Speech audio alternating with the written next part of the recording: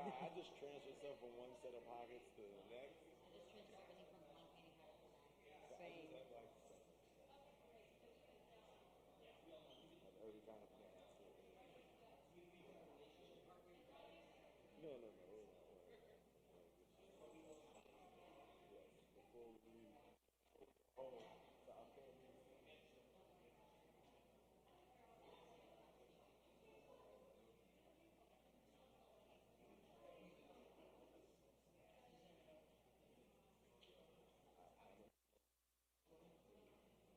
And then we're gonna start. Okay. I have. Oh, I thought he took it with him. I was like, oh. So I don't want this can't go over. So I have to tell him to minimize. Let's end it at. We need to close it down at like 5:40 at the latest. So I have to tell him.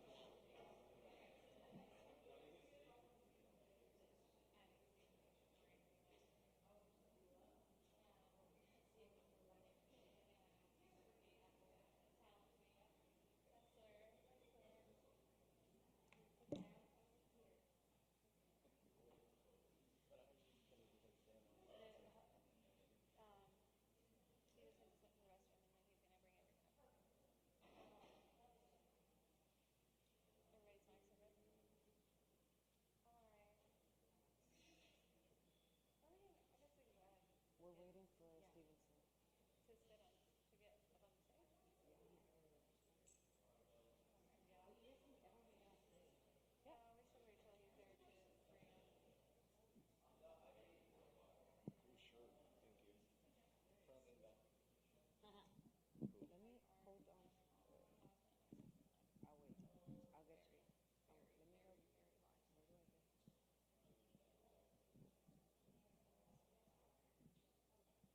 Hey, love. Can you do me a favor and run and get me a seltzer, and lime outside the bar or upstairs, whichever one. Seltzer? Seltzer and lime, but I think they don't have upstairs. I I'm think. gonna go, yeah, I'll grab it. Um, Just one? yeah, seltzer and lime. Make sure it's not club soda. Not club sodas. I mean, yeah, yeah, yeah. Seltzer water. If there's Perrier with lime, great. If there's just seltzer water, perfect. Thank you. Yep, following him. I think I was gonna call us up. Um, we had it before, but we could do that. We can improv that. Yeah, let's do that. He wants us to call him up. That's not a problem. Yeah. All right, no problem. But we have 5:40 is our cutoff time. Okay.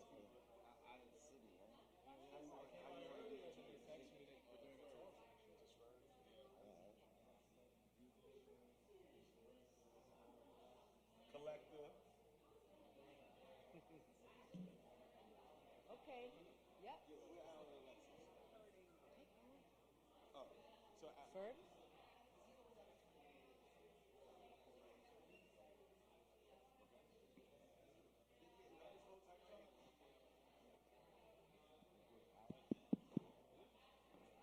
Hey, so this isn't a seat. If you can just have yourself. good afternoon. Good afternoon. Hey, How's so everybody these aren't doing? Seats, they're tables. So if Good you afternoon. and on a table. Come on, y'all. Got need a lot of energy. It's Art Basel, 2021. Yeah, yeah. Okay. Yeah. Thank you. So my name is Stevenson Dunn Jr. Myself and my business partner, who you'll meet in a minute, Erwin John, are the co-owners and founders of the Bishop Gallery, and we were fortunate enough, due to our great partner, Triller, who has brought us into their art gallery this week, Art Basel, to bring our friend Jean, early works of Jean-Michel Basquiat. And today you're going to have a talk. This is going to be a great talk. This is going to be a talk for the ages, okay? Not only are we going to hear from Alexis Adler, who is a friend of Basquiat, who lived with him, who happens to own most of the works in our show, but also the photographer who took all the photos you see there, right? And then we have Al Diaz, the co-creator of Samo, a brother who is just in his own right graffiti royalty, but also like a big brother figure to Jean-Michel, right, who introduced him to graffiti. And then we have my man Ferb, right? The world famous artist, producer, art collector, and aficionado, right? As well as just a great brother representing Uptown to the fullest. And so he's going to join us as well and give us some insight in how Basquiat has affected the new generation, right? The young generation, and even him himself and his music. So without further ado, I'd like to bring to the stage also my business partner, brother from another mother, Mr. Erwin John, to join me. I want to ask Ferg to come up and join us as well.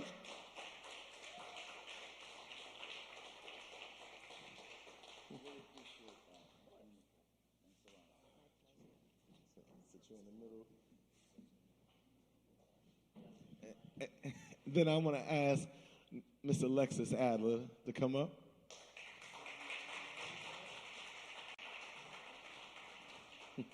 Yeah. And last but definitely not least, the other artist whose work is on display here, Mr. Al Diaz.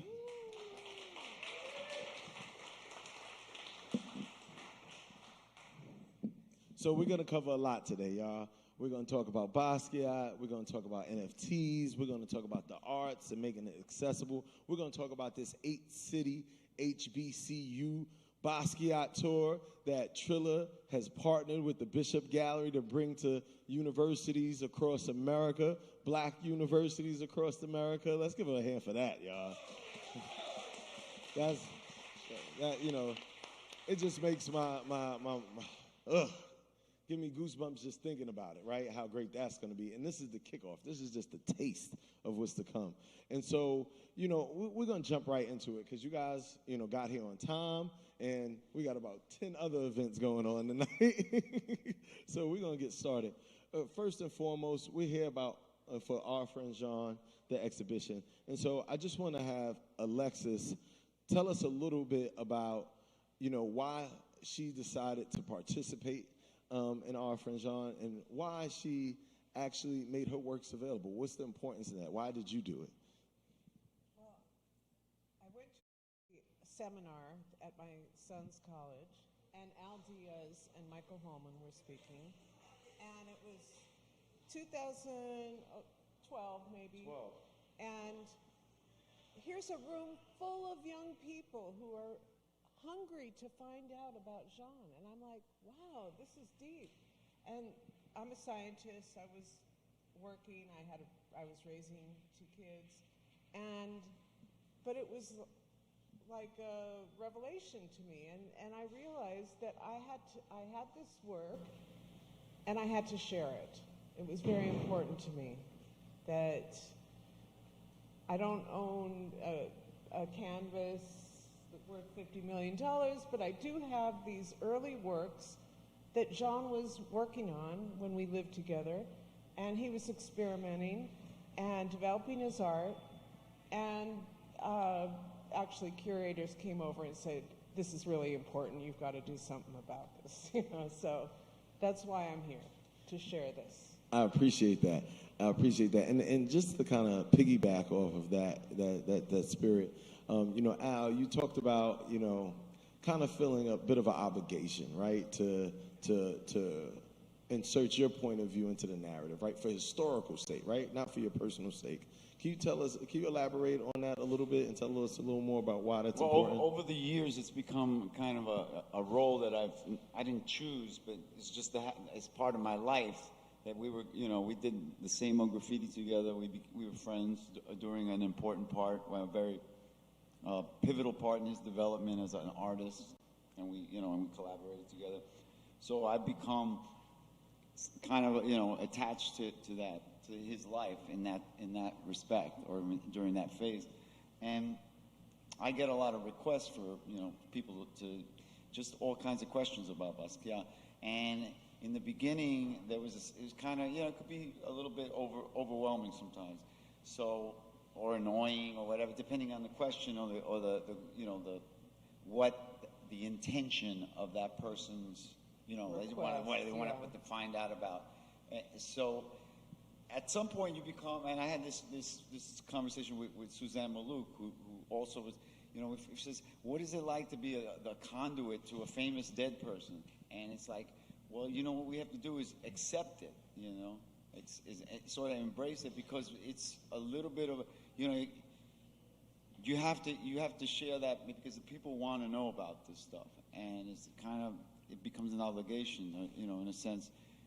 You need to be selfless about it. Otherwise, because you're, you know, you can talk about something and you can correct misinformation about somebody, you know, who acts, because you knew that person, and you read stuff that never happened. People just, you know, make stuff up, and that's very irresponsible storytelling in terms of history, you know. You don't want to have history to be told as, you know, a long list of bullshit made up stories, because that doesn't, you know, nobody learns anything from that. And we were there, so we're here to. So yeah, so it's share. in a sense it's a responsibility, but it's, you know, for a noble purpose. I appreciate that, and we are especially appreciative that you're here to share the wisdom, because I don't think this show would be as great as it is without you guys lending your personal stories and your personal insights into it. And you know, Ferg, you just came from a tour. Literally, as soon as you walked in, you yelled, "My man Samo!" So, you know, and then when you met Al, you were like, you know, you inspired me to do what I do. And so I think your voice echoes the voice of so many from our generation, right? Like, we all feel like passion about these guys and what they did and the artwork of Basquiat. Can you tell us a little bit about your personal insights and kind of like how that has inspired you as an artist, right? Well, my intro to Basquiat was the Basquiat movie. What's the actor that... Jeffrey Wright. Yeah, Jeffrey Wright. He did a really good job. Yeah, he killed it. And then, I don't even know what really made me watch that movie as a kid. I guess I was just curious, and I just fell in love with the movie, and then I started doing, like, more research and finding out, like, oh, this is, like, the Basquiat dude that everybody is, like, talking about, like, the famous black artist. And he was super poetic as a person, and the way he moved and how he was watching TV and reading books and painting at the same time. It was like, and then like living in the streets with like a rich dad as a lawyer, and it's just like, you know, the Haitian descent with like, Haitian and Puerto Rican, right? Both, yeah. Yeah, like, I was like, man, this dude is like a superhero. And then he looked a bit like Kid Cudi, so I was like, okay. Right? I always say that. All right, so we know who's got to play him in the movie. Yeah, huh? Yeah, that's the plug. You started. Yeah. Cudi's got to play him in the movie. But I think what I was drawn by was I'm always drawn by like what makes people go, like what burns that fire in a young starving artist, and then even to like believe in himself to the point where, like I told you, like, you know, he wanted to document himself early on. Like, what made him want to document himself that much, take pictures of himself that much, and take pictures of his early on work that much, and, you know, have the confidence just to paint on your fridge, or just like to, you know, do these things and be like, yo, this is what it is, and, you know, understanding the irony of, like, what the art's supposed to represent. He knew, like, he was confident in who he was. He knew that he came here for a purpose, and he stood there. Like you said, he would, I don't know if I'm giving it all away, but he, was selling some of his postcards for $1 across the street from, like, where, like, famous artists and gallerists went to eat, and he would like post up to see if somebody's going in there so he could connect the dots. He just like knew what to do. So I'm always curious to know like the story of those guys that like, you know, become super famous and super big. You know what I'm saying? So, you know, being from Brooklyn, you know, Basquiat, you know, I think it means a lot to all of us from New York. But you got to say it a little bit louder. Would you say where you from? You know, being from Brooklyn. See, now you done got me started, bro. You know what I'm saying? Brooklyn in the building. Yeah, listen, we don't need much. We don't need Brooklyn, much. I'm trying Brooklyn to keep come it with like 50 professional. people all the time. I'm trying to keep it professional. Don't get me started. Buck one for Bucktown. Nah, no. But being from Brooklyn, like, it's like we learn about, Brooklyn is just our joint. It's our jam, right? We got so much history.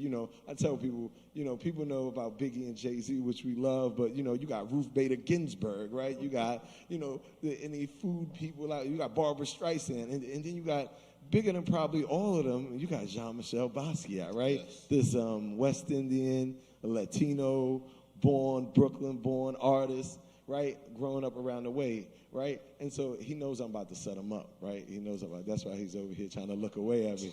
So Basquiat actually, so you go to Pittsburgh, right? Y'all go to Pittsburgh right now. You can go to the Warhol Museum, right? You go in Mexico, you go to the right place. You go Casa de Azul, you can see Frida Kahlo, right? But you go to Brooklyn, right? The most famous artist in American history is from Brooklyn, y'all God's country, right? And you can't see his work on display, right? And the only place in the last 3 or 4 decades outside of the Brooklyn Museum, right, that's actually shown Basquiat's work, right, is the Bishop Gallery in Brooklyn, right? Which, this brother here is one of the founders and owners of the Bishop Gallery. So what is it like? What does it mean to be able to bring Basquiat back to Brooklyn? What does it mean to you personally? What does it mean to you culturally? And what does it mean as a curator? Yeah, right. It means everything, right? Brooklyn representing Brooklyn. Like, it's kind of like, not that simple, but like even within that, like us representing us. And that's probably like the most important thing. And Alexis Allen, Aldea is giving us the opportunity to do that. You don't have many collectors that's doing that with their collections of Basquiat works or any fine art collection for that matter, for the most part. So, yeah, right, like that's everything. That's what we set out to do. That's kind of like our mission in general, like making the arts accessible is like, whether we can sell a bunch of paintings or not, the fact that we can share it and make it, open for people to come see it, it's kind of unprecedented, right? So, yeah, I can't, that's, and big up to Trilla again. Like, that's so important, right? Because we've done these shows, Alexis has allowed us to do a photography show, our friend Jean's show in Brooklyn and also in Baltimore. So, we, a smaller gallery, right, that try to do big things. So we've had a decent reach. But, this partnership with Trilla, like, makes it, like, that's a huge platform, right? So we're extremely proud of that, and yeah, it means everything. I think it's important for people to know we have an option. Like, I say, for me, going to an art show is equivalent to, like, watching TV or, like, watching somebody perform. It's like another form of entertainment that you could actually, like, we live in a world where everything is, like, super fake. So it's like you could buy a real thought from somebody. Like, that's why people pay 50 million to 100 million. You see a Rothko for like 100 million at Sotheby's because everybody is fake and people want to buy something real and original. That's what I think it is. That's why I think it's important that people document themselves. That's why people go so crazy over social media. It's like, Andy Warhol would have been thriving in this era. You know what I'm saying? Big time. Yeah, he said it before. It was like, 15 minutes of fame or 15 seconds of fame? He would have been like thriving off of Insta story. You only need 15 seconds in 2021. Yeah, exactly. So, but I think people, like, we forget that, like, once we go and we transcend into the next realm, like, what do you leave behind? Like, if everything is on if everything is digital, if somebody pull that plug, everything disappears. Mm-hmm. So we need to do physical things, and we can't forget about those real physical things. So speaking of, what we leave behind, legacy, right? For lack of for a better term or whatever the case might be. There's a lot about Jean's legacy that has become myth, right? And the legend, if you will. And that's not unique to just him, right? That's anyone who becomes famous and notable over a certain amount. I'm sure there's some myths and legends about you out there, Ferg, that some of your close friends might laugh at a little bit, but the rest of the world, we embrace it like the truth, right? And so, the bigger you are, the bigger that becomes. So I'm direct this towards you, Al. Like, just kind of why is it important in the first place to know the truth? But also, what's some of the things you've run into that are just like, you're like, oh my gosh, I can't even believe that they're saying this about John. Like, this is so far from the truth. And I know it's not one thing. There's a few things, like that he lived in a cardboard box. Jean he was very resourceful. He didn't need to live in a cardboard box, Call up one of his friends and say, yo, can I crash tonight? No problem. He did that quite often, and he did mostly that.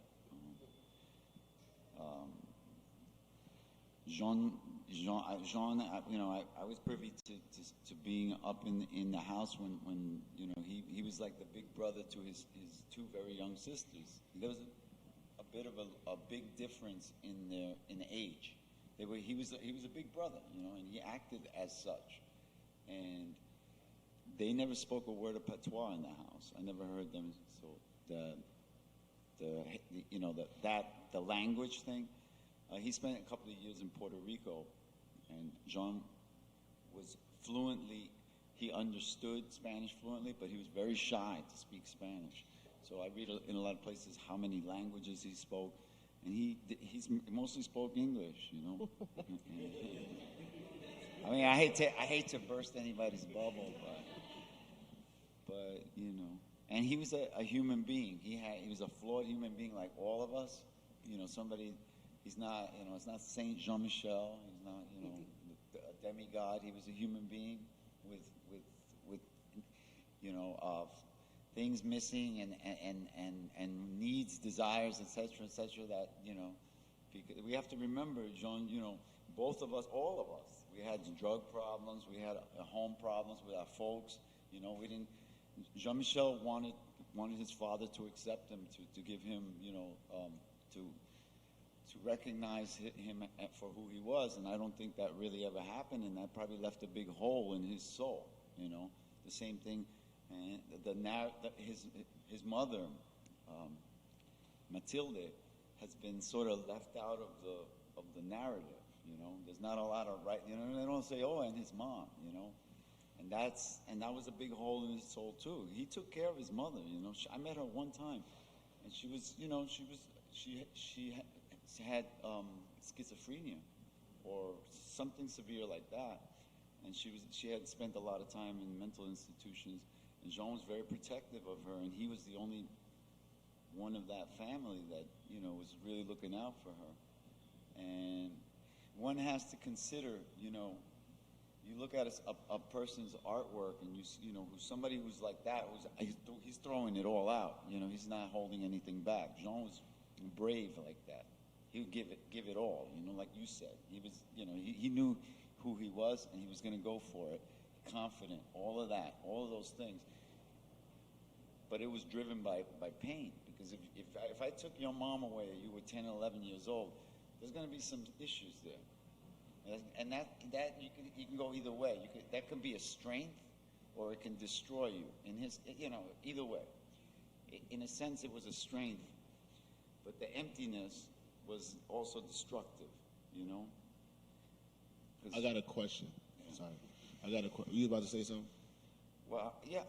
Since it's destructive, because if you're using a lot of drugs and alcohol, it's a destructive kind of behavior. And that's where it all ended. So that's. Ferg, I wanted to ask, with his mother being in a mental institution, did that send him through a trip? Like, damn, will I wind up like this? Or did he see himself and his mom? I couldn't really answer that question, because I can't be inside of him, and he never spoke about that. Okay, no conversation. He didn't express that. But that's a good question. That's a good question. We see ourselves in our parents, so sometimes you just be like, of course. When we go through our darkest times, it's like, did I get that problem from, whoever? No, it's funny. I don't mean to interrupt, but that's one of the things I love about Al and Alexis, right? You meet people, particularly art experts and art critics. We want art dealers, guilty as charged. We want to know, we want to know our stuff, and we want everybody to know we know our stuff, right? And so sometimes, you know, you can run into a situation where, you know, you're not quite sure, or you're just being human in the moment. Maybe you don't remember. And then you get a lot of tendency to throw a lot of fluff out there, right? Or just kind of scapegoat the question. And so Al and Alexis were very, like, transparent. We're like, no, I can't think for him. And the reason why I think that's especially important, because if anybody could, like, you know, inference what he might be thinking, it might be y'all or one of y'all friends that were also as close to him as you, but, you know, they won't do that, right? And that's, again, part of that authentic storytelling, that authentic history telling.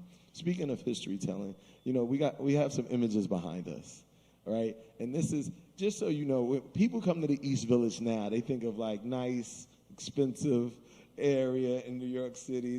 They think of the restaurants and all the bars and stuff. And that is not. We had bars on our window. That was the bars. So tell a little bit. That was reality. Tell us what we're looking at, where you were, how you got there. Tell us a little about what we're looking at, Alexis. Well, this is our apartment. This is how it looked.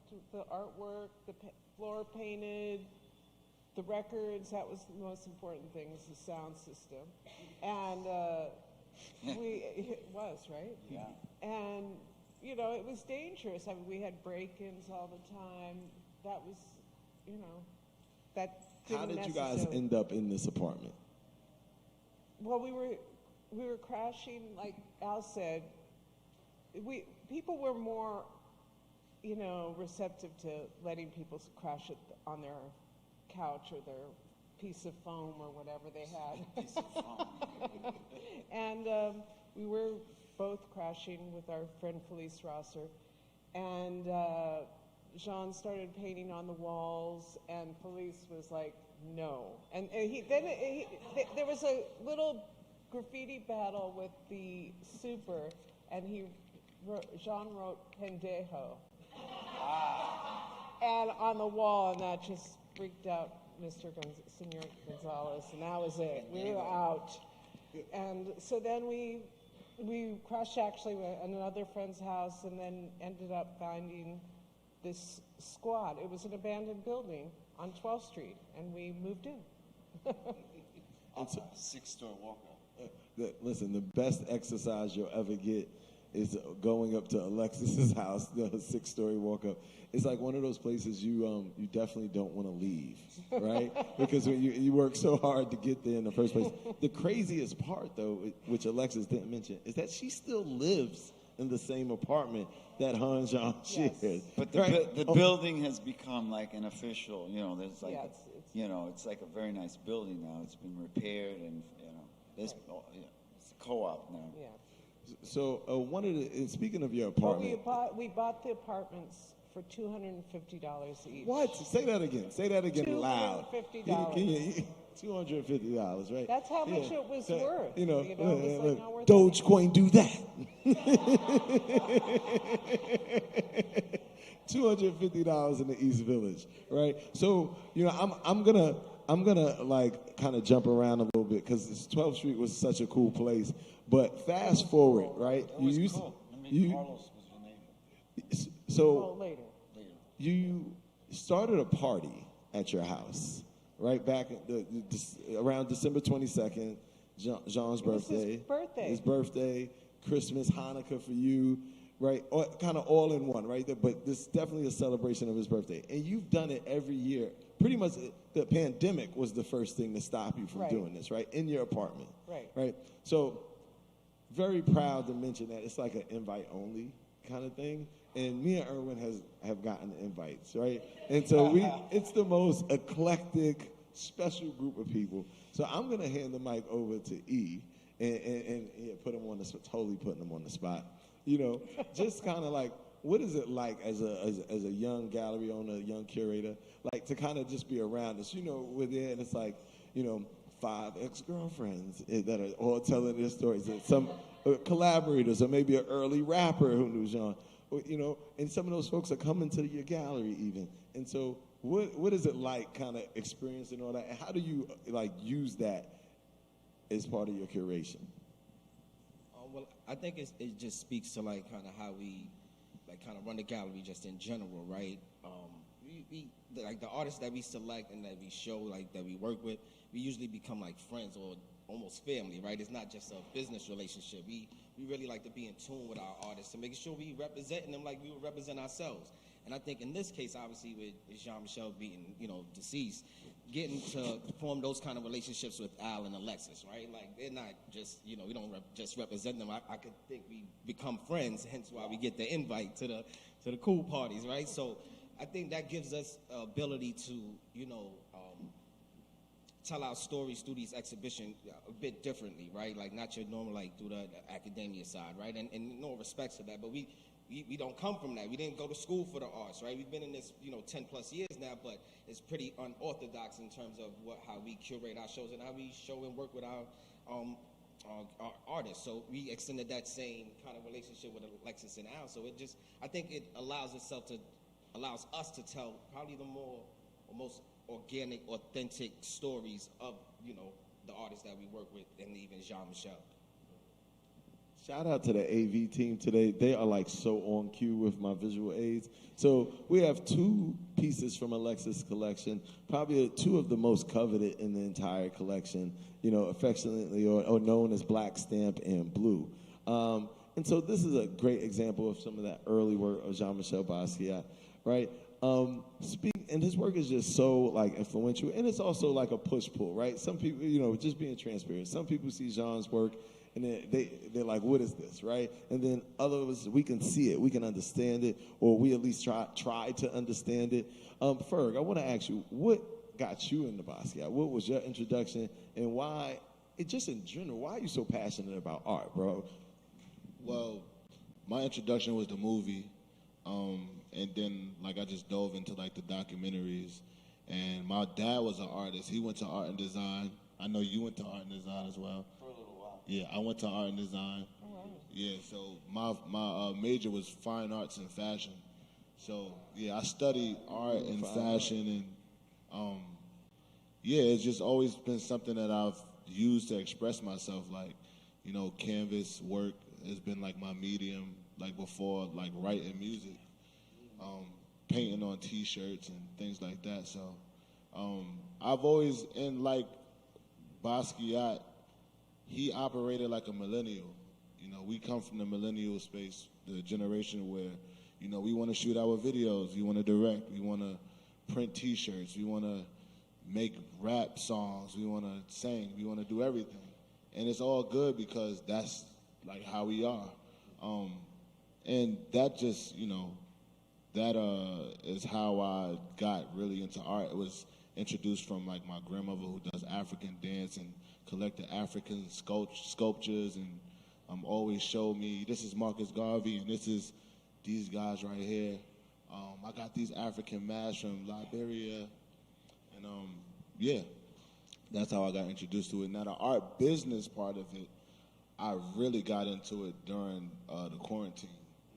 Yeah, during the pandemic, it was like I was watching a bunch of art documentaries, but it was specifically this Rothko documentary that I was watching, and I wanted to understand why I love Rothko so much, like beyond just the surface of colors and what he said is supposed to mean and how it got healing values to it. You got to stand 3 feet away from the pain and all of that.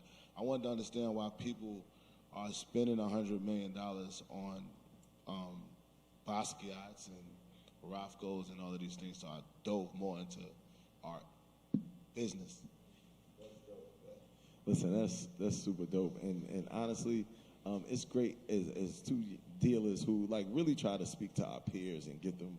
It's great to have a champion like you, like kind of leading the example, right? Like kind of leading the charge in terms of getting us introduced into the other side of art, right? You definitely can make art, but collecting it, investing in it, those things are also important. Speaking of investing in art, right? Can I just add that Yeah. Jean too was like experimenting with all kinds of forms of art. He was painting on sweatshirts, and he sewed a T-shirt for me and painted it in a gold coat he painted, and he was in a band. It was a noise band, but it was a band, And we were all experimenting, and it was very, I just wanted to add that. Very similar. Yeah. Very similar experience. That's dope. And so, just if it seems like we're jumping around, because there's a lot of good stuff to get to, so we try to get you as much of the juice as possible. So, thank you, AV people, and y'all with my team, because this is one of my favorite stories. But one of the things that happened, again, with that legend kind of overtaking the truth, you get a lot of misconceptions. And unfortunately, sometimes they make them into the books we read, the documentaries we look at, and then sometimes even the classrooms in which the next generation of art historians and curators come from. And that's irresponsible, as you say, Al, right? So you know what time it is. Could you just tell us a little bit about the origins of To and From Walla and kind of that 30-some-odd year story in a very short Okay, so way? The painting. This painting was given to me by Jean-Michel in I think it was 1986, late 1986. I think he had a coat on when he showed up, so it might have been 86. I was living with my ex-wife on First Street. He showed up to the apartment. He yelled out the window because the buzzers didn't work. So we threw down the key, came up, dropped off he stayed for a short while, but it was, he made this especially for me. This was made for me. It says, To and From Walla. Walla was this crazy, like secret slang. It was kind of an endearing term. We call our friends Walla, yo Walla, whatever. Anyway, it was just whatever. It's a linguistic thing, right? Something whatever. So only we understood that, right? And it also says Samo está en algo. Samo is with it. It's like a Puerto Rican expression. Está en algo means you're with it, you're down, you got, you're hip and all that. So it's still, it's all about, we're talking to each other, or he's talking to me, by writing on versus Melon. Melon was how we referred to people like a pedestrian, somebody who's not that inspired, a melon head, just like an empty-headed person. That's what that means, right? But no one, like I said, I don't keep saying it, but no one but us understood that, and it was personal. He made it specifically for me, but I didn't appreciate it because for whatever reason, we had a falling out, whatever. I was, kind of like, over the, all right, whatever, Jean. And this is one of the few things that I really regret in my life, and it is not. I sold the painting about a year later. I sold it for $3,500, and it's not the money.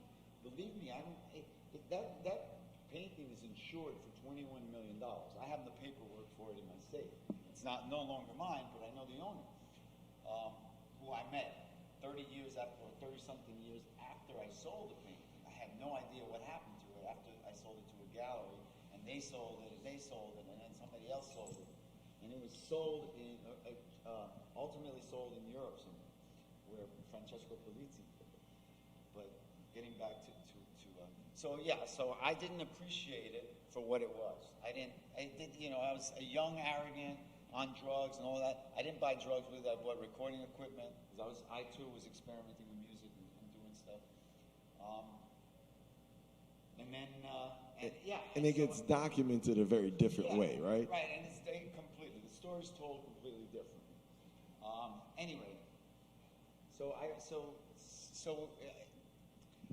at Francesco Polizzi's house. But but we're gonna okay. We're at Francesco. Somehow I met this through a friend of a friend of a friend.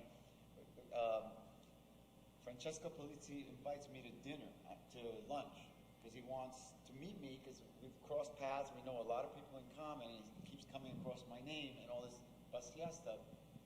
And so we should talk, meet. He's an absolute scholar and a gentleman. This guy is like a Harvard scholar. He's got a townhouse on the Upper East Side near Park Avenue. He's not rich per se, but he's got cultural currency and academic currency. He's not poor. He owns quite a few Basquiats. Some of his pieces were in the Brandt show and in the Louis Vuitton show. So he owns major works, and yeah. So anyway, so I end up in his place. He's showing me around the house. We're in a one room, and he's showing me he has a hell of a collection of art. I mean, including Warhols and all sorts of stuff. I turn around. He's showing me a painting of a tree or something. And this is like 33 years after I haven't seen this thing. I turn around and I jump because this painting, that's me. I see how happy I look in that picture. Okay. Anyway, I physically jumped off the floor when I saw it. It was like, holy shit. It was like that painting found me. I didn't find it because I was for a few years trying to find out who owns it, and we kept hitting a wall. But the painting found me. Now the thing is this, that in the catalogs, and I forgot where we read it, but it said that the Walla meant, it was Rene Ricard, who was, like smoking crack at the time, so he probably told the story. Yeah, I'm telling you, this is true. So he was like, yeah, I'll tell you what that painting means if you give me $1,000 or whatever. And he told him that to and from Walla meant that Jean-Michel was on a road trip from Washington to L.A. And it went in the book, right? And it was printed in a book, and people are reading this and say, oh, so this is the story where he was Washington to L.A., and now people are, and so some bullshit story becomes a fact because it's printed and it's from a somewhat reliable source, somebody who, like Rene Ricard, but it's bullshit.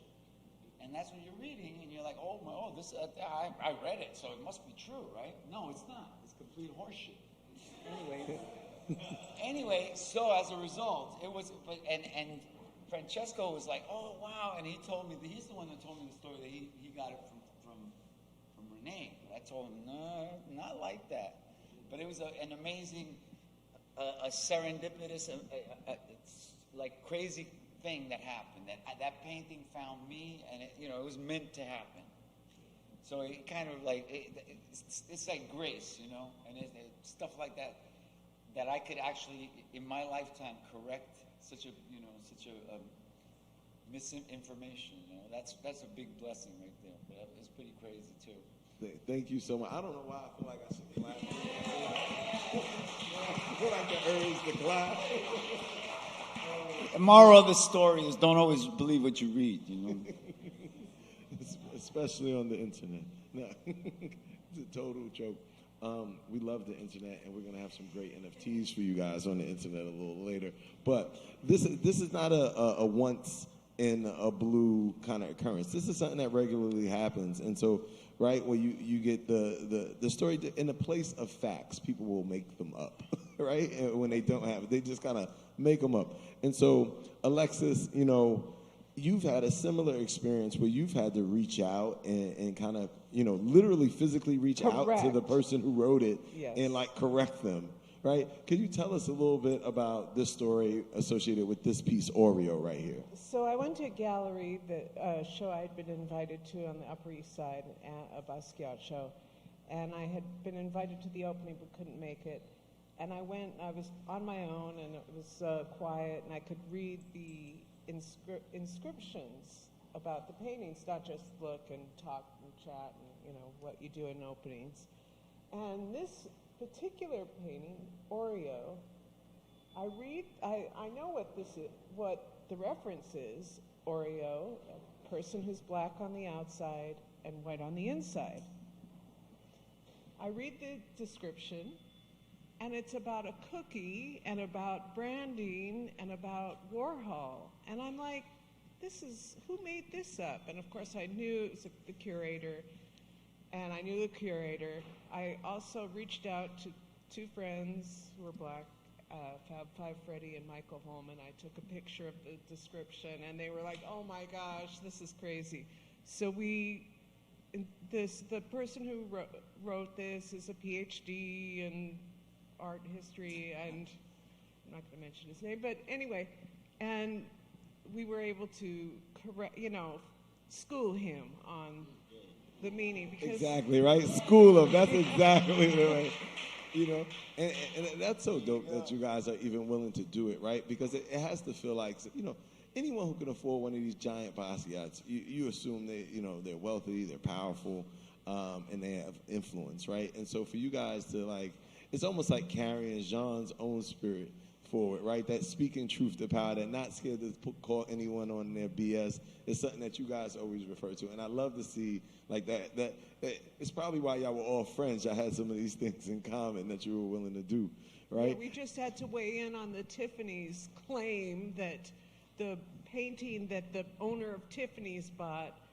he claimed that in 1982, Jean painted this color blue, that's the background of the painting, Robin's egg blue.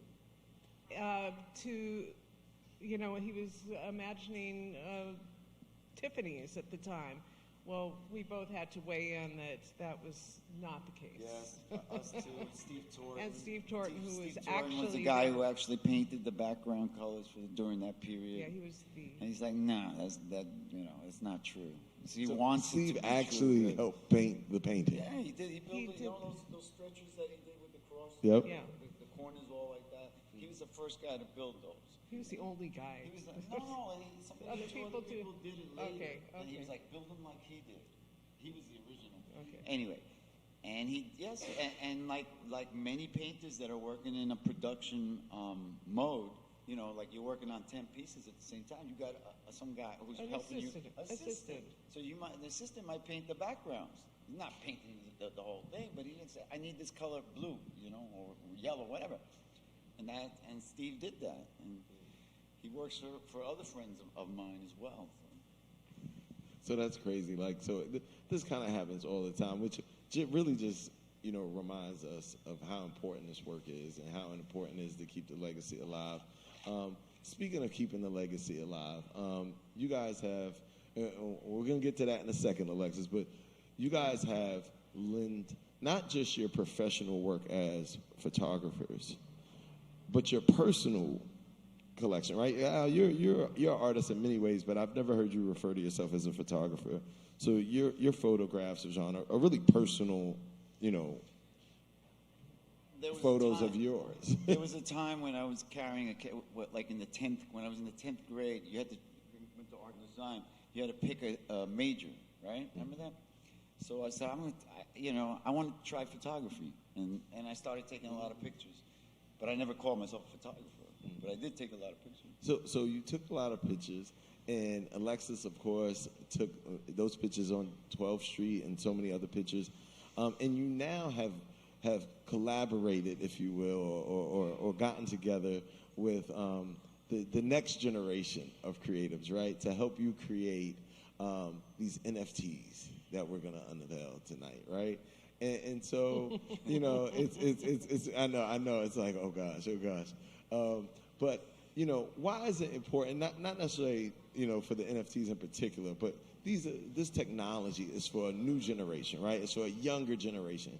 Why do you think it's important that the legacy be passed on to the next generation, and particularly from your perspectives? Why? I mean, there's so many reasons to preserve someone's legacy and to give them more of a humanity. Is to not make this kind of mythical figure that's inaccessible.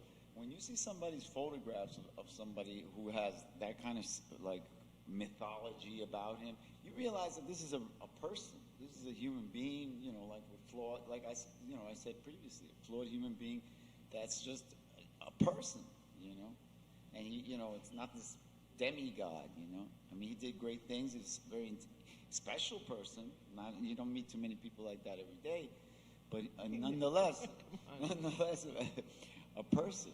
And I think that that type of imagery, that's is perfect for conveying that sort of that message. Well, he inspires. And he inspires, yeah.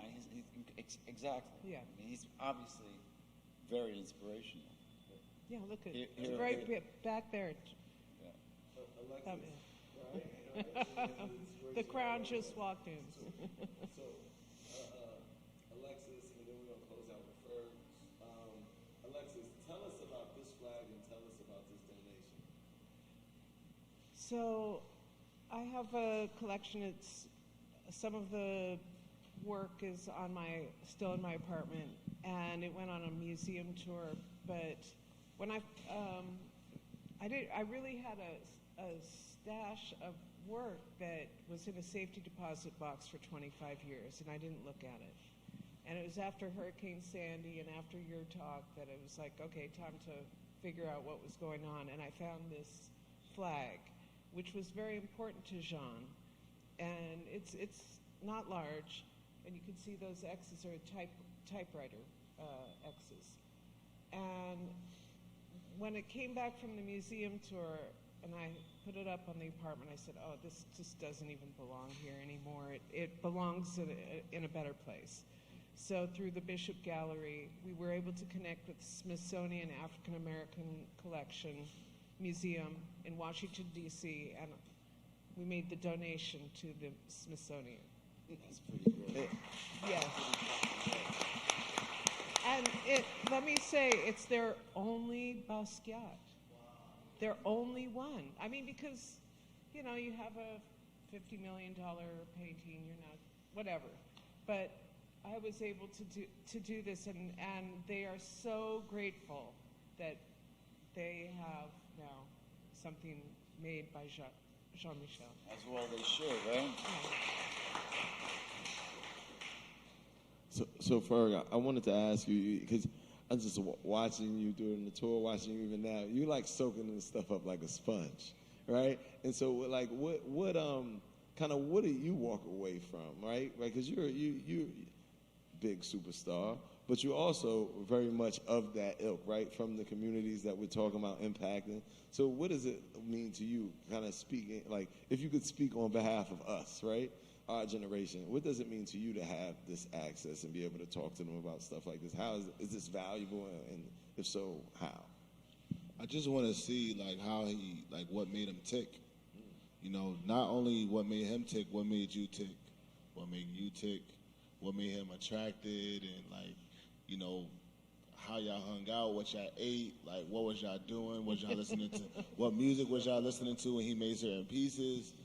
All of these things, right? Because, like he said, legacy is important to preserve because, well, the reason it's important is not to, make people a semi-god, but it's really to make people seem like people, because that's way more inspiring than, just looking at somebody that you never seen fail or had any type of blemishes, right? So it's that's why we love artists that could be a little bit more vulnerable, is because they're letting you know they're people. And I think those are the biggest artists, is the most vulnerable artists. So I think just by how he said, he was kind of fearless in his approach. It's how do you become more that way? I feel like the more fearless you are as an artist, really the more you don't give a fuck and you just care more about your purpose, the better artist and the bigger your legacy is. The bigger your vibration is. People could follow that. I like that. It's real. It's the real stuff. We want the real stuff. Yeah, and Al and Alexis are definitely real. So, E, I want you to bring us home and let us know, what's the future? What's next for our friend Jean? What's coming down the line? How can people, get more access or keep in touch with what's going on? Yeah, well, as you guys know, we, the tour, we've announced it. Early next year, we'll announce the exact cities and schools. So we'll just continue to keep making it, accessible with the help of Alexis and Al and Ferg, right? We're going to just keep pushing this. And, again, just that accessibility, I think, is very important, and we're happy that we're doing it, right, collectively. And once again, shout out to Trilla. Let's everybody give these wonderful panelists a round of applause. These guys were great. Come on, clap it up. Yeah. Well, once again, Trilla's got us streaming to millions of people around the world, Instagram, social media, Trilla's website. So they really, not just bringing us unfeathered access, but bringing people literally on continents all over Earth, access to really someone who it continues to inspire us. We want to thank you guys. We thank all the corporate partners, all the strategic partners that have come together and made this happen, because there is no true feat, nothing worth doing that's not collaborative in effort, right? And so really want to thank everybody who's helped collaborate, and thank y'all for joining us. Shout out to Brooklyn, Bishop Gallery. Follow us on Instagram, thebishopgallery.com. Great job.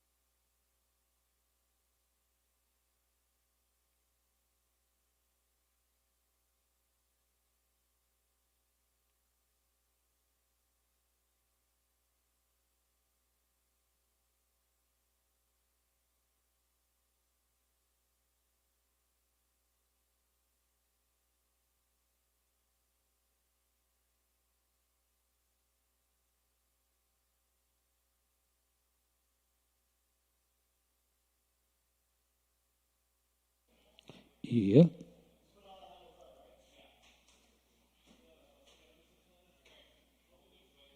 Check E.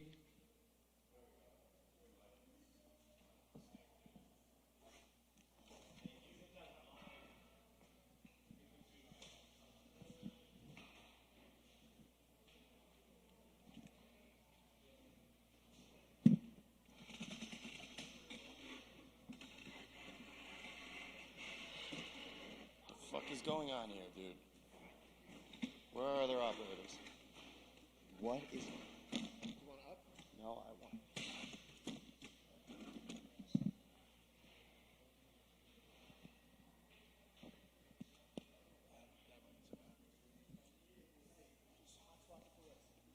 Dude, I need a sound check up. We're 90 minutes out from show. Like this. Don't unplug it yet. No, it's done. That was just plugging it up.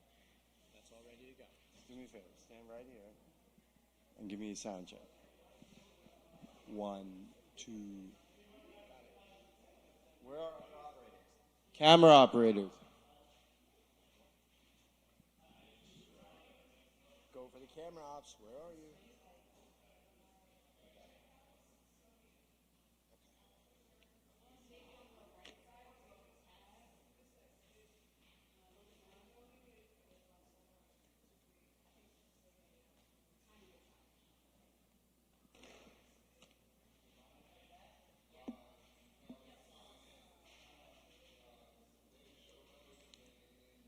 All right, guys, I need everyone in positions. Let's get this up real quick. We're going to do a mic check, so if you could raise this camera up. Needs a brick.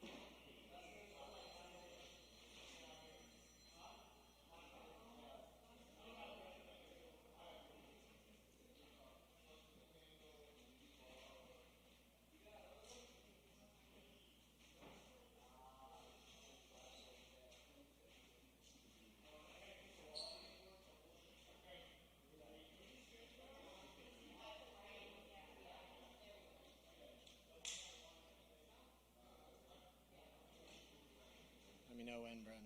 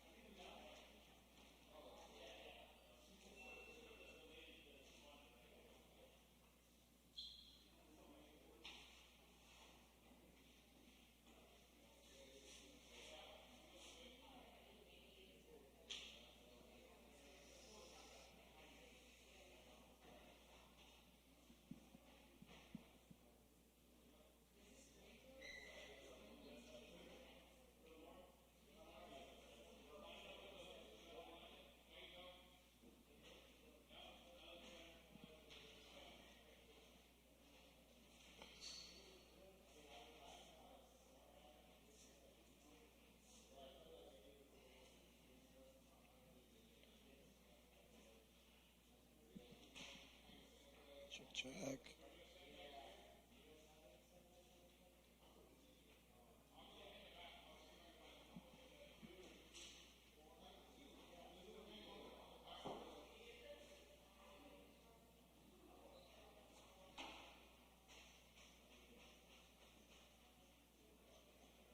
Oh my God.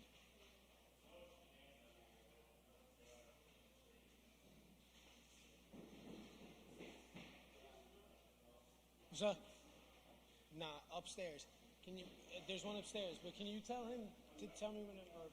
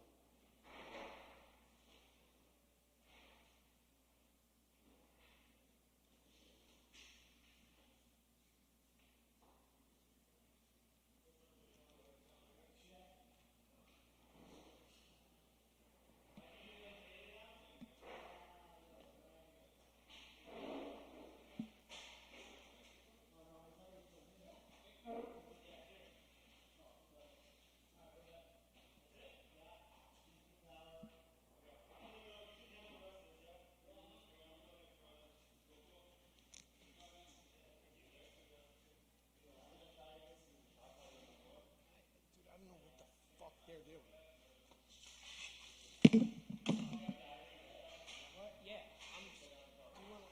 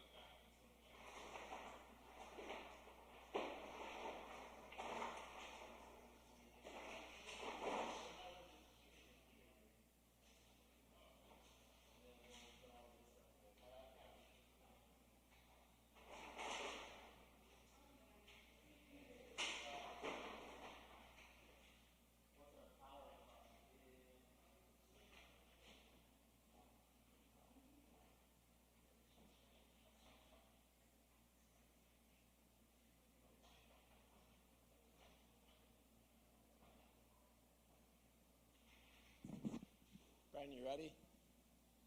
You ready? Okay.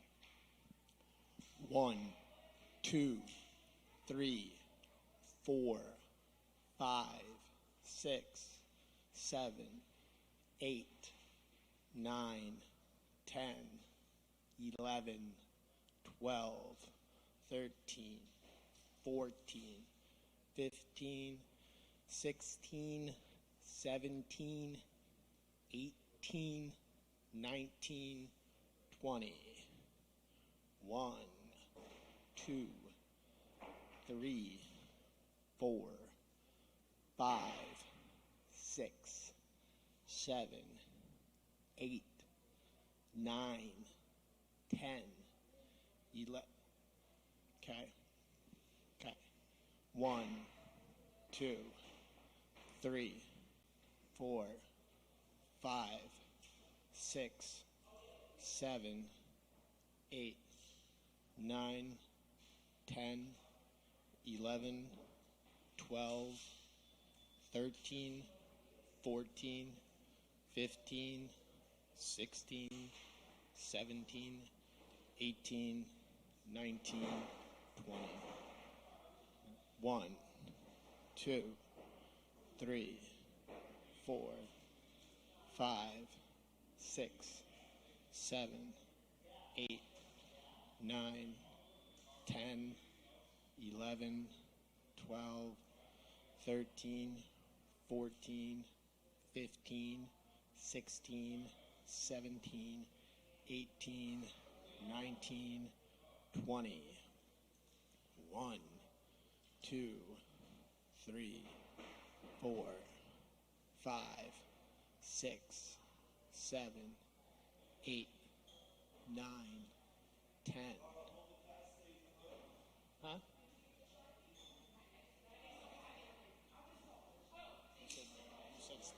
You said stop?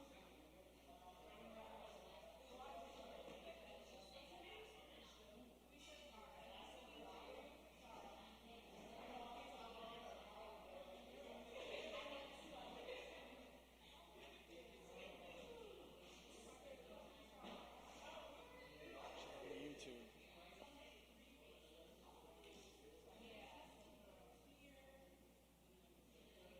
You say you want it again? All right.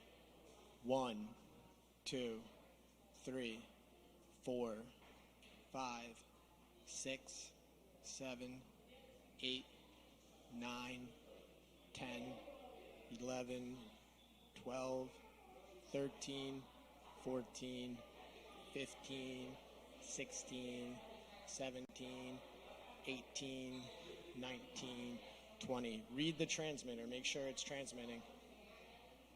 Yeah. Read the transmitter. Make sure it's transmitting something. A, B, C, D, E, F, G, H, I, J, K, L, M, N, O, P. What power do you need? Oh, up top by the door. Go in to the left. Where are we at? A, B, C, D, E, F, G, H, I, J, K, L, M, N, O, P, Q, R, S, T, U, V, W, X, Y, and Z. Just keep going with the alphabet, Brent, or what? Give me something in the earpiece. I don't know, just talking naturally I feel like would help you more. No? Just kind of it's 1, 2, 3, 4, 5, 6, 7, 8, 9, 10, 11, 12, 13, 14, A, B, C, 1, 2, 3, 4, 5, 6, 7, 8, 9, A, C, D, E, F, G, H, I, J, K, L, M, N, O, P, Q, R, S, T, U, V, W, X, Y, and Z, A, B, C, 1, 2, 3. You have the monitor turned on, right? All right, dope. Turn the monitor on, then the camera. B, C, 1, 2, 3, ABC, 1, 2, 3. We still have to set these other cameras to the right settings. ABC, 1, 2, 3. That's a pretty cool art exhibit over there. Jean-Michel Basquiat is dope. What else should we talk about? ABC, 1, 2, 3. Check, check. We're getting close with this, hopefully. Let's see where we're going. Anything working? Blah, blah, blah. Words, words, words. Things, songs, blah, blah. Copy, check. Check, check. 1, 2, 3. Check, check. 1, 2, 3. Check, check. 1, 2, 3. Check, check. 1, 2, 3. Are we getting anywhere? Good. 1, 2, 3. Check, check. 1, 2, 3. Check, check, check. Keep on moving. Let's get it kind of done. Let's get it right. Get them timed up. What are you looking for? What are you looking for, my man? What's the deal? You need what?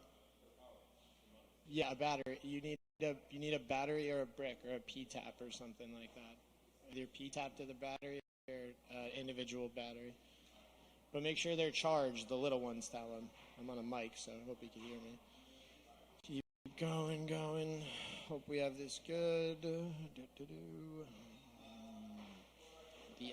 The exhibition lends a voice to the unsung collectors of those who offer an artist critical support out of the friendship.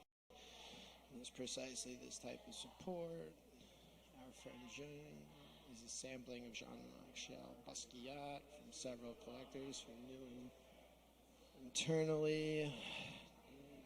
Katie Taylor, Lucy Sante, through this exhibition, each collector, we be kind of close. Hopefully, this map box is fucked up. Yazuka, many of these high profile, 1, 2, 3. Please get this synced.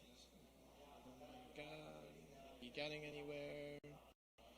1, 2, 3, 4, 5, 6. Check, check, check. Check, check. Lean back, lean back. What do we do? Blah, blah, blah. Blah, blah, blah, blah. Words, words. Stuff, stuff. You know, our friend. NYX, professional makeup. Triller, Art Basel. Triller NFTs. Now I'm just reading the signs. Life Water, Morgan Stanley. Hey guys, all technical crew, can we have a quick hands-on meeting? Let's meet on the stage. Jasmine and I are coming down.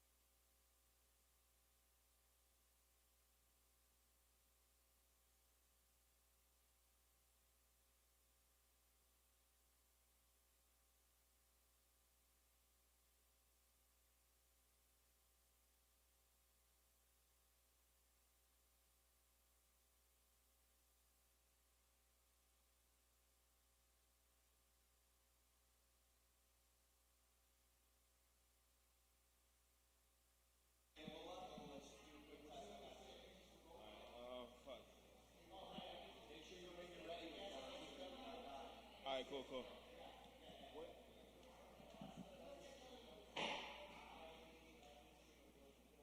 How you gonna steal one of my batteries? B? B? Hi. Hello. Oh. Check 1, 2, 3, 4, 5, 6, 7, 8, 9, 10, 11, 12, 13, 14. Am I doing it right? All right. Reporting live at Thriller. I am just talking. All right, this is camera A. That's camera B. B right there, right? All right, camera B. I'm looking dead at you right now. All right, perfect. Is the mic is it blocking my mouth? All right, cool. So this is interesting, man. You know, this is like my first time in front of the camera. You know, I haven't been doing this lately. This is like, this is pretty new. You know, I got 2 cameras looking at me right now. You know, today was pretty much, you know, a pretty much interesting day. We have people here walking around with black shirts, looking around, you know, looking productive. But, you know, they might not even be. You said what? Oh yeah. That's exact. Yes. Huh? He said ask you about the transmitter. It's not on? How's the transmitter on?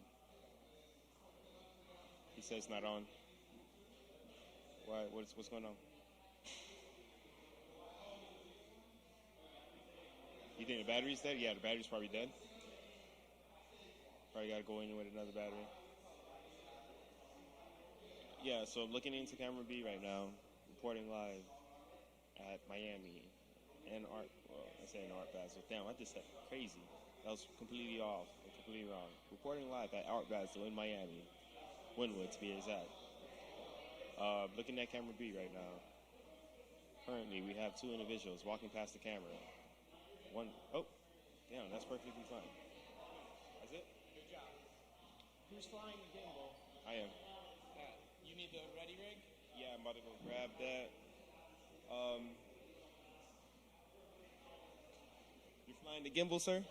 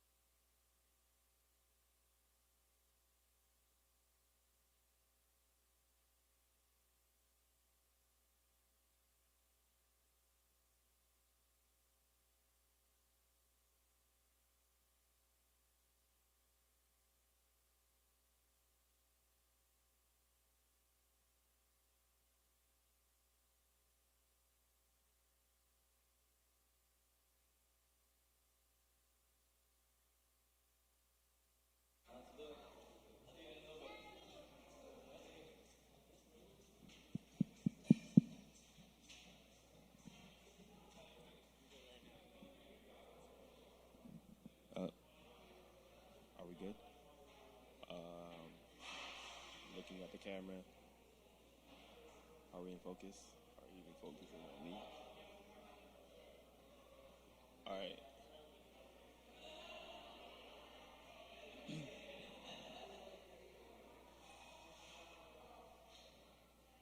This one right here. All right, so I'm talking into the camera right now. Currently, I'm assuming that it's in focus. Check, mic check, 1 2 1 2. The sky's blue. All right, cool. All right, so I'm gonna keep on. All right, we're good. So it's in focus. Just keep going. Okay, our friends, the nation's lead of the voice of something X Y Z A B C D E F G H I J J K. Oh my gosh, my food just came. I'm so excited. Are we good?